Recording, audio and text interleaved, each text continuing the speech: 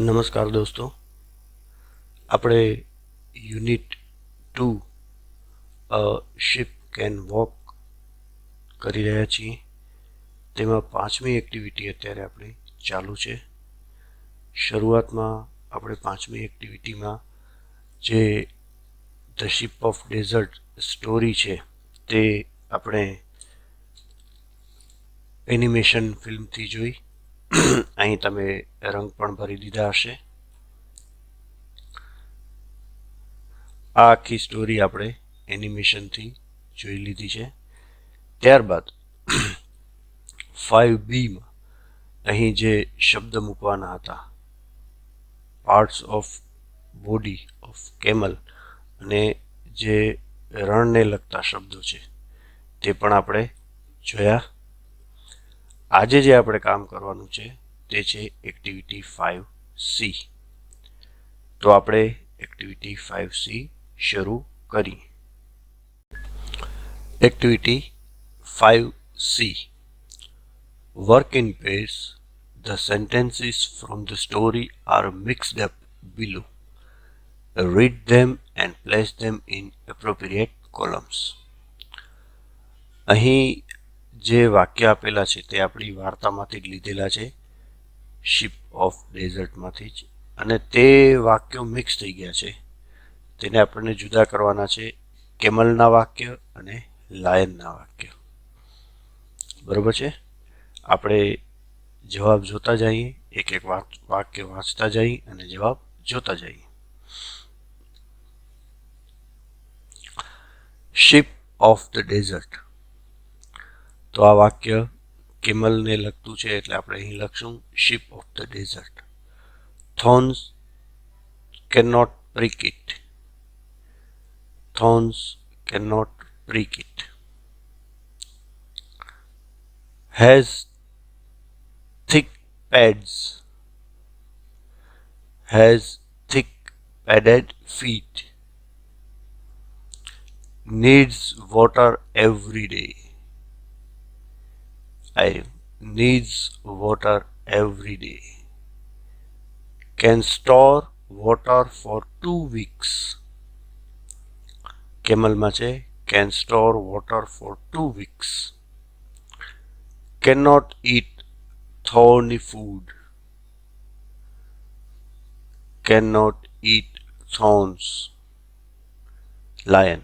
કારણ કે કેમલ તો કાંટાળી વનસ્પતિ ખાઈ શકે છે. Can run 80 kilometers an hour. સાવ સહેલું છે, લાઇનમાં જ આવે. Can run 80 kilometers an hour.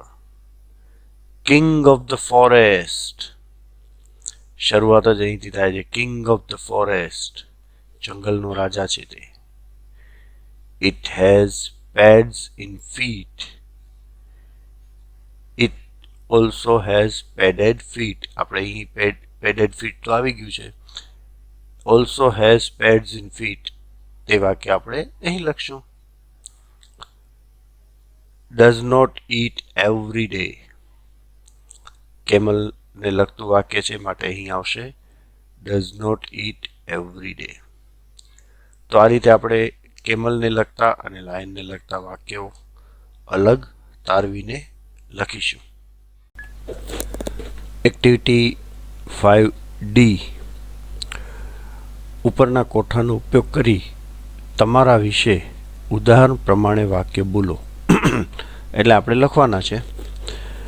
આપણે પોતે જ, તમે લખતા હો તો તમે, ને હું લખતો હું તો હું, કેમલ અથવા તો લાયન છીએ તેવું આપણે માની અને આપણે વાક્ય લખવાના છે. આ રીતના વાક્ય લખી શકાય છે. કેમલ, હું જો કેમલ હોઉં તો હું શું લખું? I am a camel. I am the ship of the desert. I have thick padded feet. I do not eat every day. Thorns cannot prick my thick tongue. I can store water for a week. Camel વિશે જેટલું જાણીએ છીએ તે આપણે આઈથી શરૂઆત કરીને લખેલું છે. તે જ પ્રમાણે આપણે લાયન વિશે જોઈએ. જો હું લાયન હોઉં તો હું શું લખું? I am a lion. I am the king of the forest. I also have padded feet. I can run 80 kilometers an hour. I cannot eat thorns. I need water every day. આ રીતના વાક્ય આપણે લખી શકીએ છીએ. હવે જે આપણને કામ કરવાનું છે અહીં ઈ એક્ટિવિટીમાં write a paragraph on a camel or a lion. Camel અથવા લાયન વિશે ફકરો લખવાનો છે. તો આ જ વાક્ય તમે લઈ શકો છો બધા, પણ આઈ એમ છે તેની જગ્યાએ આપણે ઇટ કરવું પડે. ઇટ ઇઝ અને ઇટ લગાડીને આપણે કામ કરશું તે પ્રમાણેના બધા ફેરફાર આપણે કરી નાખવા પડે. તો આ રીતે તમે ફકરો પણ બનાવી શકો છો. Activity 5F, work in pair, answer the questions with yes or no. હા અથવા નામાં જ આપણને ફક્ત જવાબ આપવાનો છે. Can the camel store food in its stomach? Camel પોતાના પેટમાં ખોરાકનો સંગ્રહ કરતો નથી, તેની ખૂંદ હમ્પમાં કરે છે, માટે અહીં જવાબ છે no. Can the camel walk easily on the hot sand? Yes, આપણે જાણીએ છીએ કે રણ માટેનું તે વહાણ કહેવાય છે, એટલે તે ગરમ રેતી પર આસાનીથી ચાલી શકે છે. Are there thorny bushes in the desert? Yes, કાંટાળી વનસ્પતિ જ હોય છે રણમાં. Can the lion drink 200 bottles of water at a time? Can a lion drink 200 bottles of water at a time? No, કારણ કે લાયન એક સાથે 200 બોટલ પાણી નથી પી શકતો. કોણ પી શકે છે? Yes, it is camel. And the last one, is the lion ready to go with the camel?